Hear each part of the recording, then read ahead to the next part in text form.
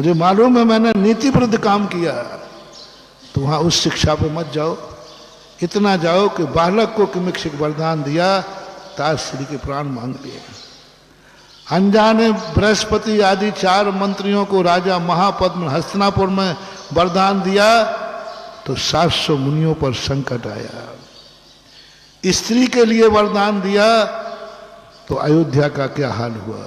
और उन्मत्त और पागल की तो बात कहने की जरूरत नहीं, उसका तो कोई भरोसा ही नहीं है।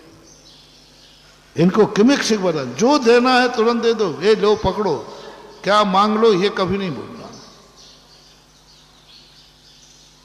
और यही स्थिति कर्ण को समझ में आई, ओहो मैंने गलती कर ली, ये तो हमें अपने अनुकूल चलाना चाहता है, ये तो अपनी इच्छा। जब कभी कोई व्यक्ति तुम्हें ये पता चल जाए, तो विदुर बड़ों को उपदेश दे रहे हैं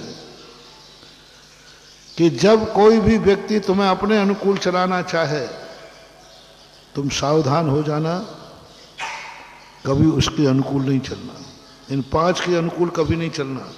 स्त्री के, चाहे वो किसी भी रूप में हो, बालक के, अनजाने के, उन्मत्त के, पागल के, इनके अनुकूलता कभी नहीं बनाना। तुम्हारी जो स्थिति बोलती है वो करो।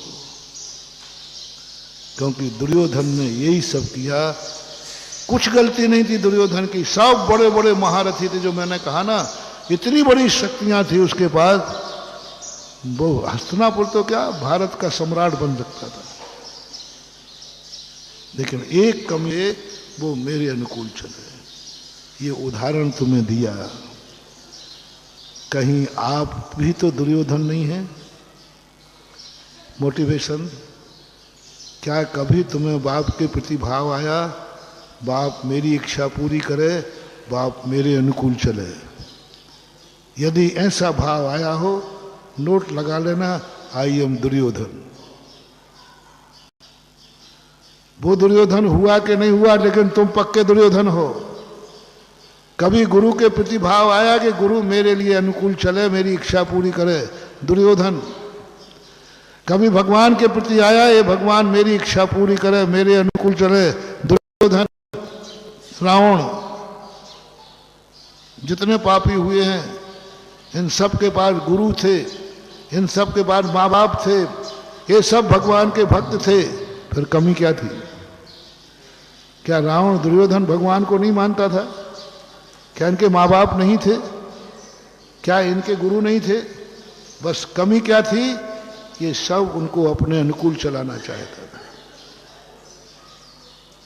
और ये कमी यदि हमारे अंदर है, भगवान मेरे अनुकूल हो, गुरु मेरे अनुकूल हो, माँ बाप मेरे अनुकूल हो, सब जितने पूजनीय हैं महानुभाव, तुरंत आज का प्रवचन बहुत मार्मिक प्रवचन है। क्योंकि ये दोष प्राय बोल दो ना, ये दोष प्राय बोलो सब में है कि नहीं? बोल भाई मनोज बाबू, है कि नहीं सब में? संसार है सब में। मत नकारना, ऊपर से मत बोलना, अंदर से पूछो। मेरे से भी मत पूछ लेना क्योंकि आज नहीं कल तो था, अतीत तो बहुत लंबा चौड़ा है ना, आ सकता है। संसार एक ऐसा लुभावना है, अच्छे अच्छों को भाव आ सकता है, भगवान मेरी इच्छा पूरी करे, आ सकता है। मैं ये नहीं कह रहा हूं नहीं आ सकता है, मैं ये कह रहा हूं आ जाए तो सावधान हो जाना, यही दुर्योधन का लक्षण है विनाश की। तो बस आ जाए तो सावधान होना।